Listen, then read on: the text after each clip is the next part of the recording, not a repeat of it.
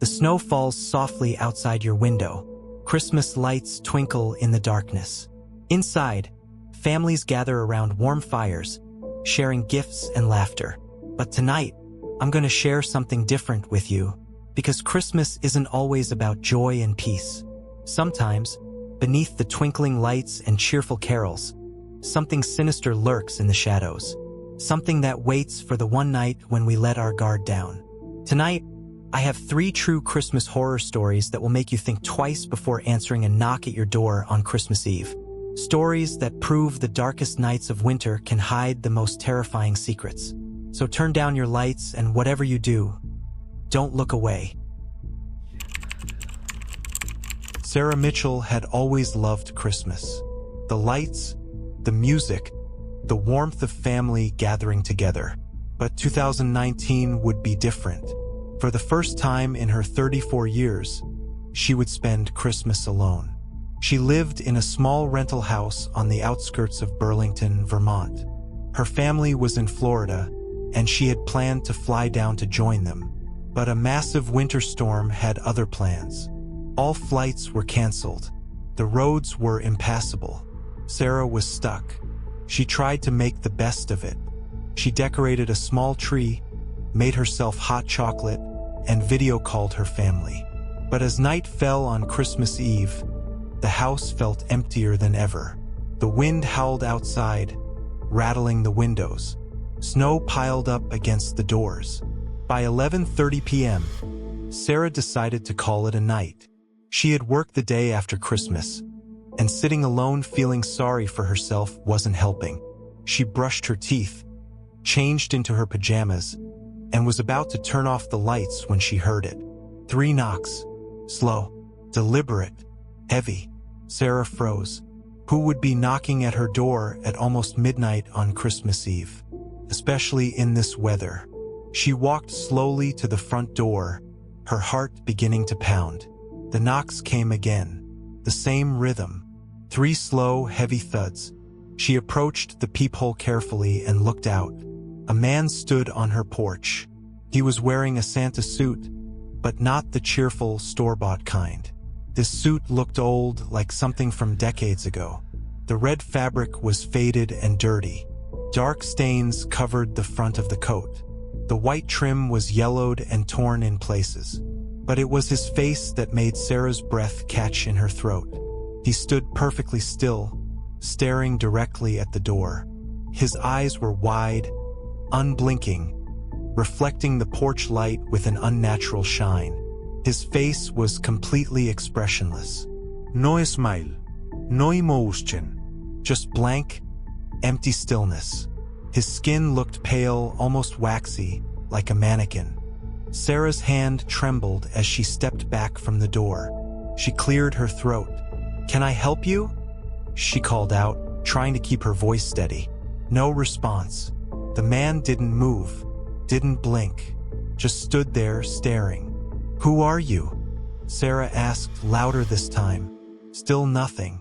The silence was somehow worse than any answer could have been.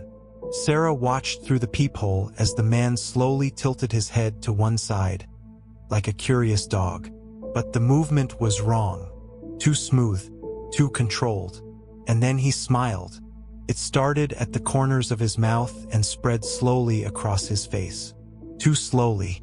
The smile stretched wider and wider until it looked painful, unnatural. His eyes never changed. They remained wide and empty, even as his mouth split into that terrible grin. Sarah stumbled backward, her hand fumbling for her phone.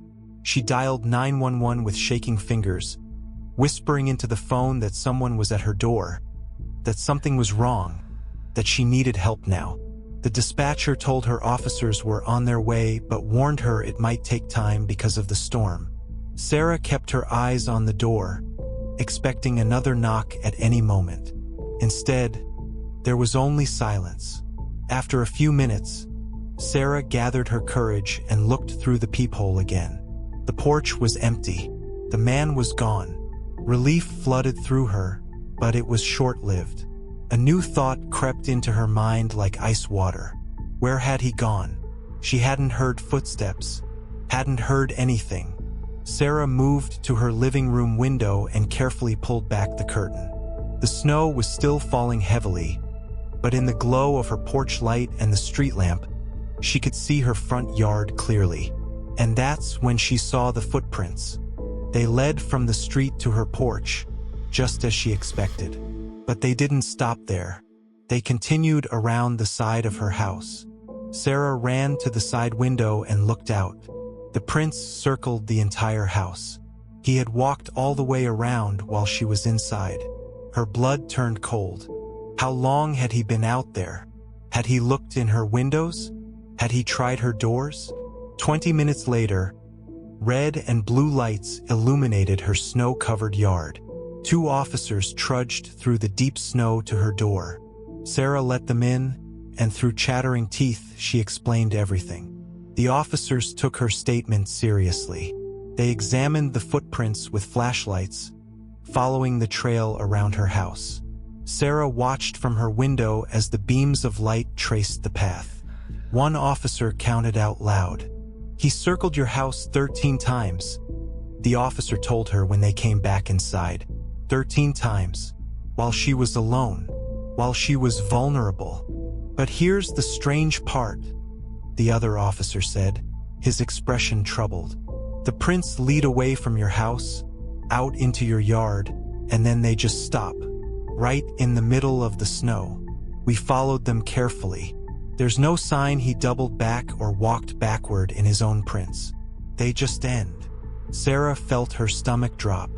"What does that mean?" The officers exchanged glances. "We don't know, ma'am. We've searched the area. There's no one out there now. No car tracks. No other footprints. Whatever happened, he's gone." But Sarah knew that wasn't the comfort they thought it was. Gone where? How do footprints just vanish in the middle of a snow-covered yard? The officers stayed for another hour, checking all her doors and windows, making sure everything was locked. They increased patrols in the area for the next few nights. But they never found the man in the Santa suit. No one matching his description was seen in the area. No houses reported missing decorations or costumes. It was as if he had never existed. Sarah didn't sleep that night, or the next. She installed security cameras the day after Christmas. She got a dog a week later, and she made a promise to herself that she would never, ever spend Christmas alone again. To this day, for years later, Sarah still has nightmares about that night. About the expressionless face. About that slowly spreading smile. And about footprints that led nowhere, as if something that should not exist had simply stepped back into whatever darkness it came from. The police file remains open but inactive. Unsolved. Unexplained.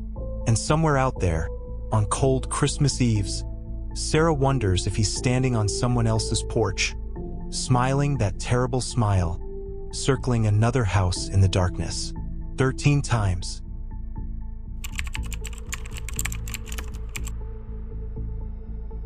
The Patterson family loved Christmas. Michael and Jennifer had 2 children, Emma, who was 8, and Tyler, who was 6. Their home in a quiet Ohio suburb was always the most decorated on the block. Lights covered every inch of the roof. Inflatable snowmen and reindeer filled the yard. Inside, a massive tree touched the ceiling, covered in ornaments collected over years of family vacations. Christmas 2017 was no different. The family had spent the day opening presents, eating too much, and watching holiday movies. By evening, the kids were exhausted. Michael and Jennifer tucked them into bed around 9 o'clock and settled onto the couch to enjoy the rare quiet moment. They talked about how fast the kids were growing, about plans for the new year, about nothing important and everything that mattered. It was peaceful, perfect. At exactly midnight, they heard singing. First, Michael smiled. "Carolers," he said. "That's nice. A little late, but nice." Jennifer sat up, listening. The singing was coming from outside, from the street in front of their house. But something about it felt off. The melody was recognizable, Silent Night, but the notes were stretched out too long. The harmonies were slightly wrong, creating a dissonant, unsettling sound. "That's weird," Jennifer said softly. Michael stood and walked to the front door. "I'll just thank them and give them some cookies or something. It's Christmas." "Michael, wait," Jennifer said, but he was already unlocking the door. He opened it and stepped onto the porch. The singing continued, but Michael couldn't see anyone at first. Then his eyes adjusted to the darkness beyond their bright Christmas lights. 5 figures stood at the end of their driveway, about 40 feet away. They wore long, dark coats that reached the ground. Wide-brimmed hats obscured their faces in shadow. They stood in a perfect line, absolutely still except for the subtle movement of breath in the cold air. And they were singing Silent Night in that strange, wrong way. The notes rose and fell in patterns that were almost right but not quite. It created an effect that was hypnotic and deeply disturbing at the same time. "Hey there," Michael called out, forcing cheerfulness into his voice. "Thanks for the caroling. It's a little late, but we appreciate it." The singing stopped immediately. The silence that followed was absolute. No wind, no distant cars. Nothing but Michael's breathing and the frantic pounding of his heart. Jennifer appeared beside him in the doorway. The moment she saw the figures, her hand grabbed Michael's arm tightly. "Close the door," she whispered urgently. "Close it now. Honey, they're just carolers." "Michael, close the damn door." But before he could move, all 5 figures turned their heads toward the house in perfect synchronization. The movement was so precise, so unified, it looked choreographed, or controlled. Then they began walking. They moved in complete silence. No footsteps, no rustling of clothing. They glided forward with smooth, unhurried movements, maintaining their perfect line formation. Their faces remained hidden under those wide hats, but Michael could feel them watching, could feel the weight of their attention like a physical pressure. Michael stumbled backward, pulling Jennifer with him. He slammed the door and locked it, his hands shaking. Jennifer was already running to the windows, looking out. "They're coming toward the house," she said, her voice high with panic. "Michael, they're coming to the door." Michael grabbed his phone and dialed 911. As he spoke to the dispatcher, he joined Jennifer at the window. The 5 figures had reached the front walk. They stopped at the base of the porch steps, and there they stood, motionless, silent, waiting. "Yes, there are 5 people standing outside our house," Michael said into the phone, trying to keep his voice calm for the sake of his wife. "They were caroling, but now they're just standing there, and my wife and I feel threatened. Can you send someone?" The dispatcher assured him officers were on their way. The Pattersons had a good response time in their neighborhood. Maybe 15 minutes. Those 15 minutes felt like hours. The figures never moved, never spoke. They simply stood there in a perfect line, facing the house. Michael and Jennifer watched from different windows, making sure the figures didn't try to go around the house. The kids, thank God, remained asleep upstairs. "Look at your phone," Jennifer said suddenly. "Check the security camera." Michael pulled up the app for their doorbell camera. He could see the front porch clearly, but when he looked at the area where the 5 figures stood, his blood ran cold. On the camera feed, he could see 5 dark shapes, but they weren't people. They were formless shadows, like dark masses of smoke or fog that somehow held a vaguely human outline. No features, no faces, no details, just 5 black shapes that moved and stood like people but looked like living darkness. "What the hell are those things?" Michael whispered. Jennifer looked at the phone, then back out the window. "Michael, I can see them with my eyes. They're people. They're wearing coats and hats. But on the camera..." She didn't finish the sentence. She didn't need to. The minutes crawled by. 1 a.m. came and went. The figures never moved. Michael kept checking the camera, and every time, those dark, shapeless masses remained exactly where the figures stood. At 1:30 a.m., Jennifer noticed something else. "Michael, I don't see them breathing anymore. No fog from their breath. It's 20 degrees outside, but there's no breath fog." She was right. Michael looked carefully. The cold air should have made every breath visible.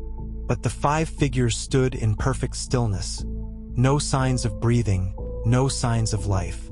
At 3 a.m., red and blue lights finally appeared down the street.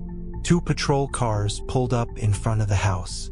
Michael and Jennifer watched as 4 officers got out and approached the figures with flashlights and hands on their weapons. But the figures were gone. Michael and Jennifer blinked in confusion. One moment they were there, 5 shapes standing in the darkness. The next moment, nothing but empty yard. The officers searched the property thoroughly. They found no footprints in the frost-covered grass. No evidence anyone had been there. They took the Patterson statement seriously, but without any evidence or suspects, there was little they could do. "Check the security camera," Michael insisted. "You'll see them on the footage." The officers reviewed the recording. At 12:03 a.m., 5 dark shadows appeared at the end of the driveway. At 3:02 a.m., the shadows simply vanished, fading like smoke in the wind. One officer, a veteran with 20 years on the force, looked genuinely disturbed. "I've never seen anything like this," he admitted. "Those aren't people. I don't know what they are, but those aren't people." The Patterson family didn't sleep that night. They all stayed together in the living room with every light on. The next morning, Jennifer started looking at houses in other neighborhoods. Michael didn't argue. They moved out 3 months later, selling the house at a loss just to get away. The new owners reported no problems. No careless. No dark figures. Whatever those things were, they had come for the Pattersons specifically. Michael and Jennifer still don't talk about it much. When they do, they always come back to the same questions. What were those things? Why did they come? And what would have happened if the police had taken longer to arrive? The security footage still exists. The police kept a copy. Sometimes, late at night, Michael watches it on his phone, pausing on those shapeless dark masses, trying to understand what he saw. But some things he has learned are not meant to be understood. Some things just are. And on Christmas night, if you hear caroling at midnight, maybe it's better to just stay inside. Keep the doors locked. Pretend you didn't hear, because not everyone who sings Silent Night comes in peace.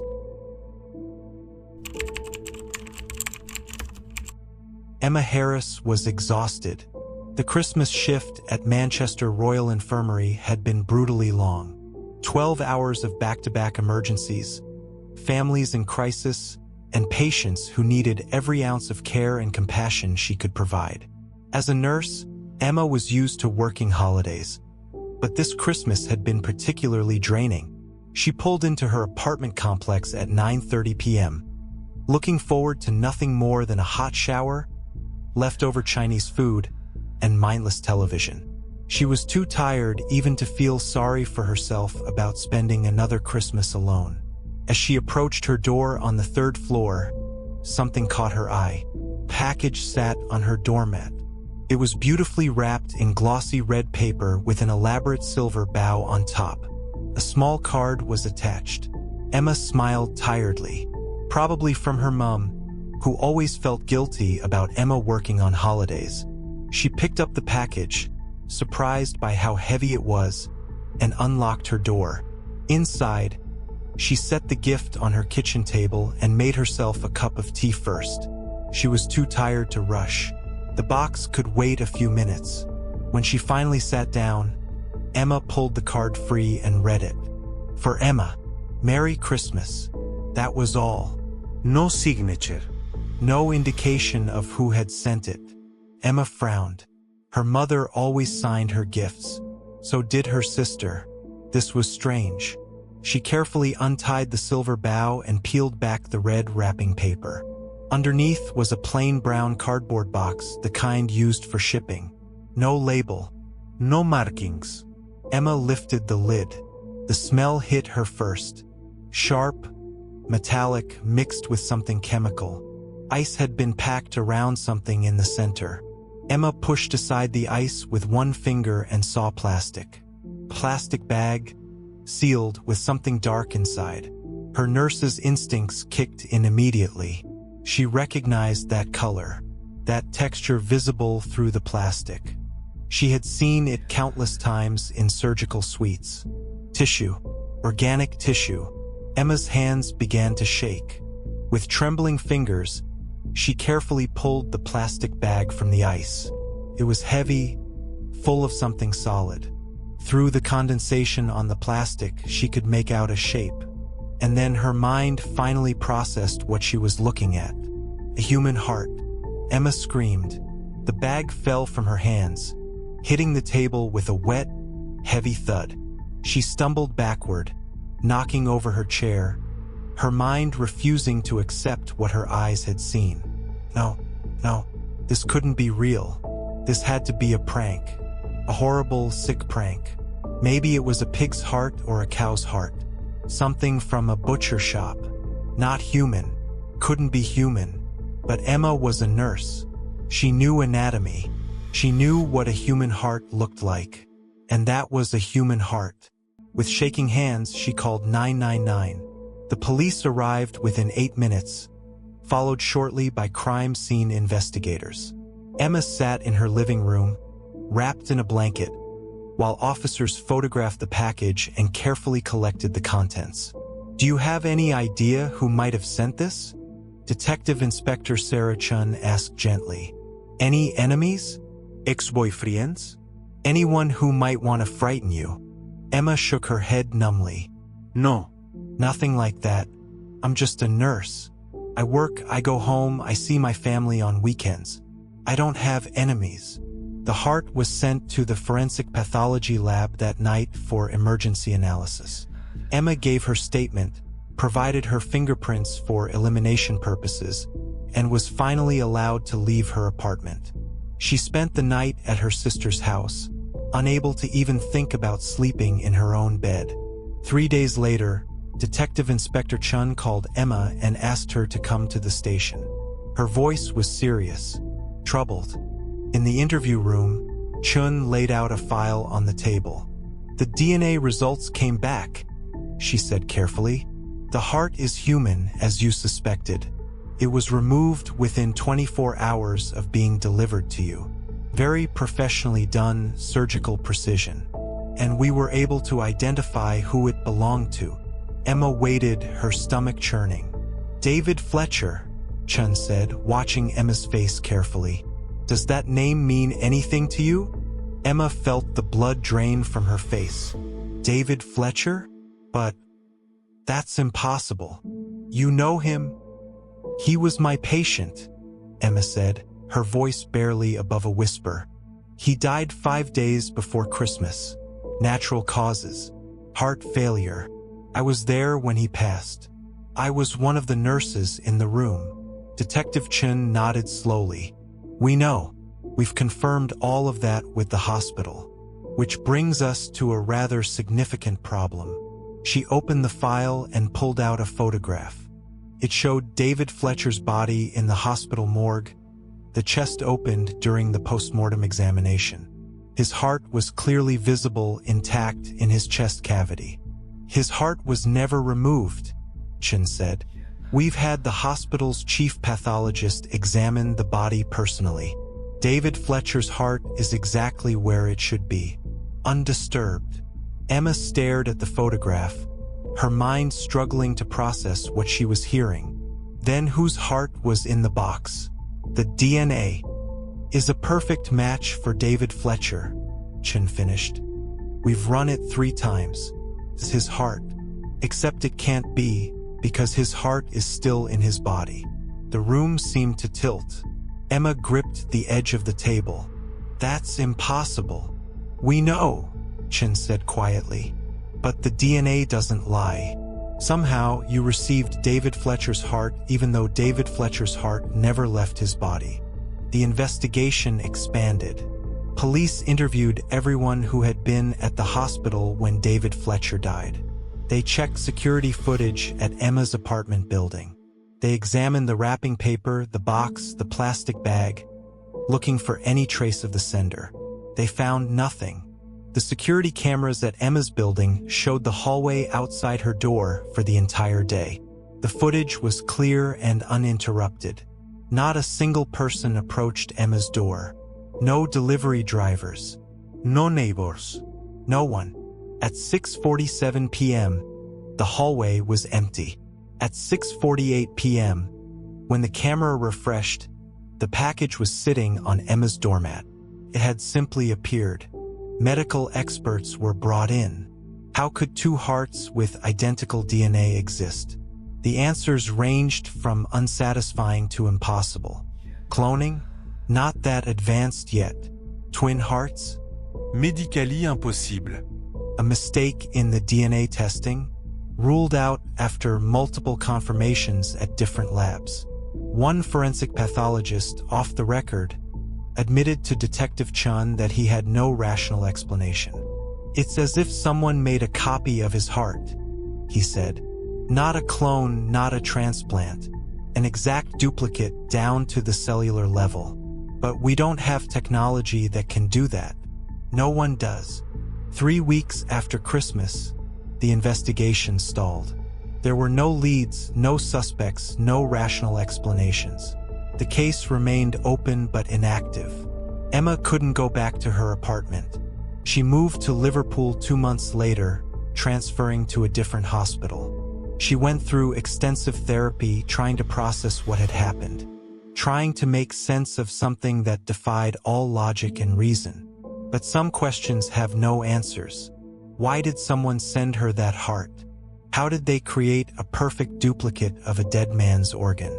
How did they deliver it without being seen? And most terrifying of all, what did they want? Emma doesn't celebrate Christmas anymore. Can't. Every December, she thinks about David Fletcher. She remembers his kind face, his gentle manner, the way he thanked the nurses even as he was dying. He had been alone. No family. No visitors. Just Emma and the other nurses holding his hand as he slipped away. Had someone loved him? Someone who blamed the hospital, blamed Emma, for letting him die? But why duplicate his heart? Why not just take it? The questions circle endlessly in Emma's mind. But the worst moments come late at night, when she's almost asleep, and a terrible thought creeps in. What if it happens again? What if one Christmas, another package appears on another doorstep, wrapped in red paper with a silver bow? And what if next time it's not a heart? The case file sits in a box in Manchester Police evidence storage. Unsolved. Unexplained. Impossible. And somewhere in the cold December darkness, someone knows what really happened. Someone who can duplicate hearts, bypass security cameras, and deliver impossible gifts. Someone who chose Emma for reasons she will never understand. The file is labeled Case # 2018-12-25-374. The Christmas Gift. Unexplained phenomenon. No suspects. But Emma knows the truth. It wasn't a phenomenon. It was a message. And the only question that matters is, will there be another? 3 stories, 3 Christmas nights, 3 encounters that defy explanation. The visitor who vanished into the snow, the carolers who weren't human, and the impossible gift that should never have existed. These are the stories they don't tell you when they talk about Christmas miracles. Because sometimes, on the darkest night of winter, something comes knocking. Something that doesn't belong to our world. So this Christmas, when you hear caroling outside your door, look carefully before you answer. When you find an unexpected gift on your doorstep, think twice before bringing it inside. And if you see someone in a Santa suit standing in the darkness, don't open the door. This has been Mr. Night Scares. Sleep well tonight, if you can. And remember, not all Christmas spirits are friendly. Merry Christmas, and stay safe in the darkness.